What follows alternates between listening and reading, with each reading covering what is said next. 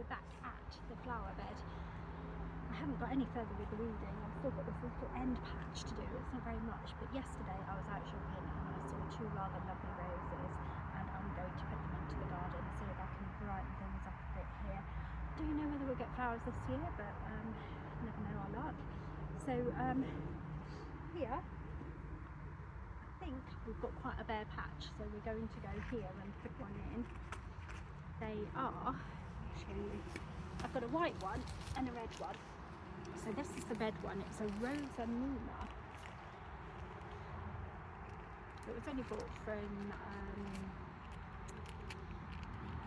what's the name of the place, Yorkshire Trading, so it's nothing very fancy. They're known for their good prices there.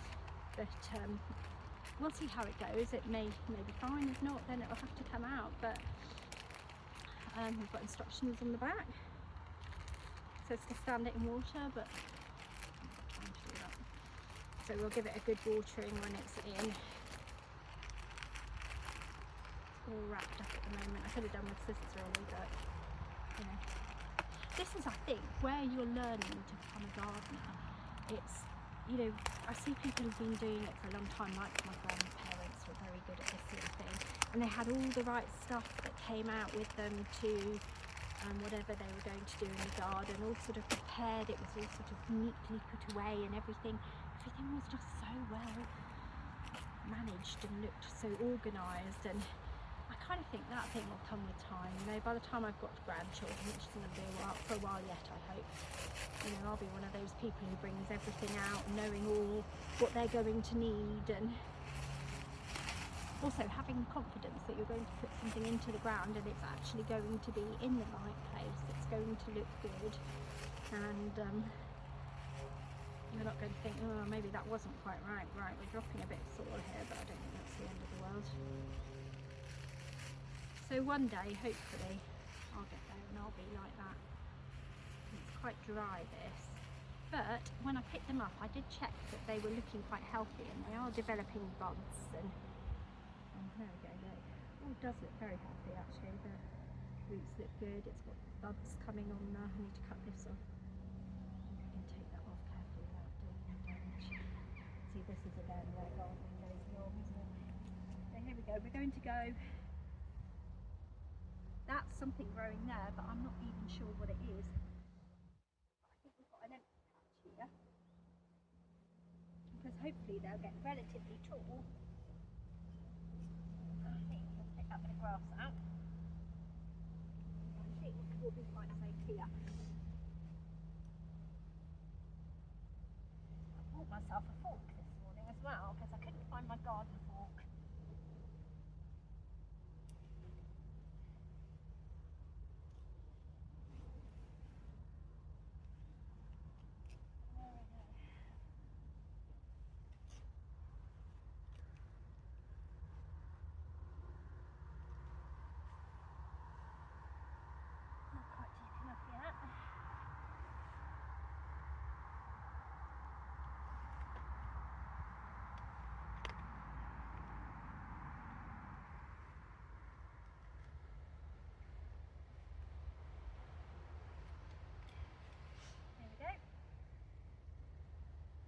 In there, soil back around it.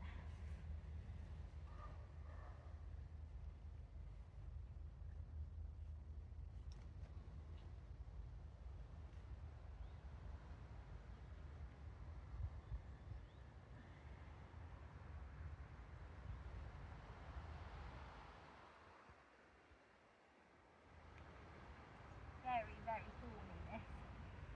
So we haven't knocked anything off, but we've got that one. So there we go, there's one. That's the red one, because further down here I've got a snowball tree, and I don't want to put the white one so close to that, spread the colour around a bit. Again, I'm sure if you were really, really polished at gardening, you'd know how to spread things around without getting colours in the wrong place and sizes. But it's a learning curve, we're learning as well. Right, so this is the other sort of end of the garden. I'm going to put the other rows here. What I think is quite sad about this patch of the garden is I'm thinking that some of the plants I put in last year, which were supposed to survive, haven't survived. I have weeded it, although you never know looking at it now. I'm going to have to go over with a hoe, I think. But it's not looking like, whereas I can see clumps of other plants that I've put in, and I'll show you those because I've saved them, and other things that have been growing. This looks really bare now. Being very novice, I don't know whether these plants will actually reappear and they just sort of go underground as such, but could be a surprise in the summer, we'll see. But anyway, this rose I'm going to go here because it looks fairly bare, and this is the white. No, this is the red rose down this end. Any eagle-eyed people will notice that I actually put the red rose in up there when I wanted it here, so I've quickly swapped them over, and I've definitely got the white rose here now. So I'm going to put this one in here.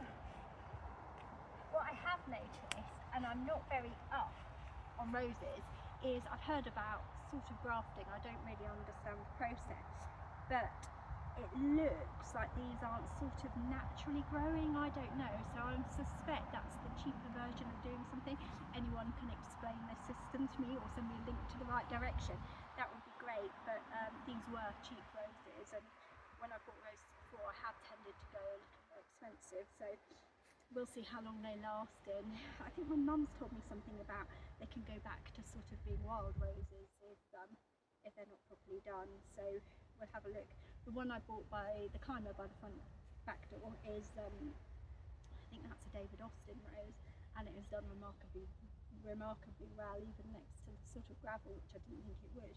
I'll be cutting that back at some point soon once we're into slightly warmer weather, which is looking good for next week actually. I think I saw 11 degrees mentioned, but yeah, that's doing really well, so well that I keep on having to cut it and retrim it and train it, but it is absolutely beautiful when it comes out, and it hasn't gone wild, so that's all good. Right,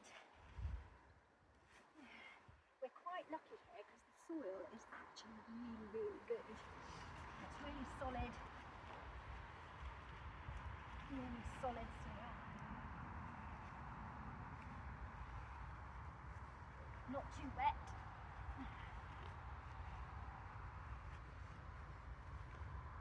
And clayey, so a really nice healthy consistency, so I'm hoping they'll like that and grow well. I'm going to turn it slightly because it seems to lean that way, and try and grow it so it moves more back that way.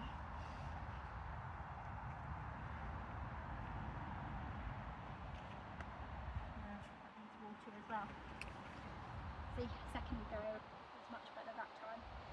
So yes, hopefully we'll have a nice red rose bush here and a nice white rose bush up at that end.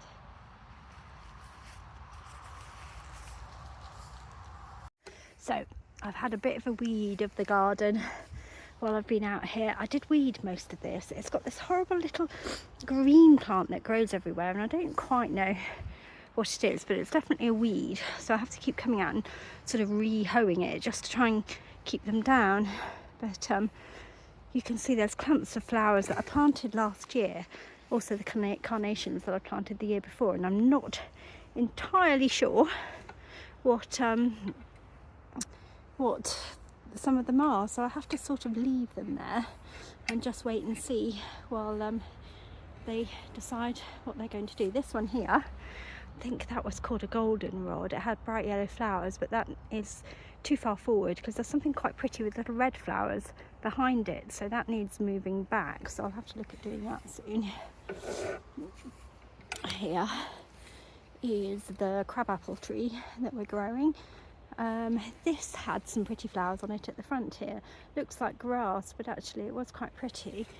And then these little rows, the flowers this end of the garden seem to have lasted a bit better. We've got some flowers coming up here. I'm not sure where they are. There's the white rose that we've planted. There's carnations at the back. There's a ceanothus I planted last year. There's more flowers coming up there. I'm not sure whether they're tulips because I remember definitely planting tulips, but I'm not sure about daffodils. I can't remember, so we'll find out in a few weeks, I guess.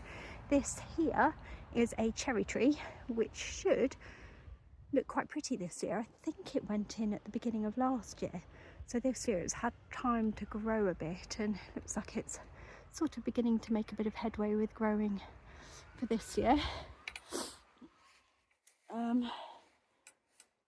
don't know, saying it, I'm not sure what that is. Is that a weed? I really don't know. This is the problem, because this is the crabapple, this much taller tree here. There's the other rose, that's the red rose there. These at the back, red hot pokers, I think, and they've carried through. What didn't last even to flower properly last year was hollyhocks, which is a real shame because I love them, but they were just absolutely annihilated by slugs and snails. So I think I'll try again this year, but I'm going to keep them longer growing from seed and in pots, I think, and put them out when they're quite large, because I love hollyhocks. And now my youngest is 5, I think he's old enough to trust not to eat things in the garden. Now this I'm showing you here is what's known as a snowball tree. Now I don't quite know how this works, because the branch that's growing up is not actually the main branch that was growing up, the sort of main stem of the tree when it arrived. That's the bit lying on the floor at the back. And last summer, that was the one that had the flowers on, and this bit didn't. So I'm kind of hoping that this develops flowers, or whether it's just not going to, because it was all supposed to come out of that branch that's lying down on the floor at the back. But we'll see. I think it had been kept inside too long after it was delivered, I think, and sort of weakened a bit. So this shoot grew out.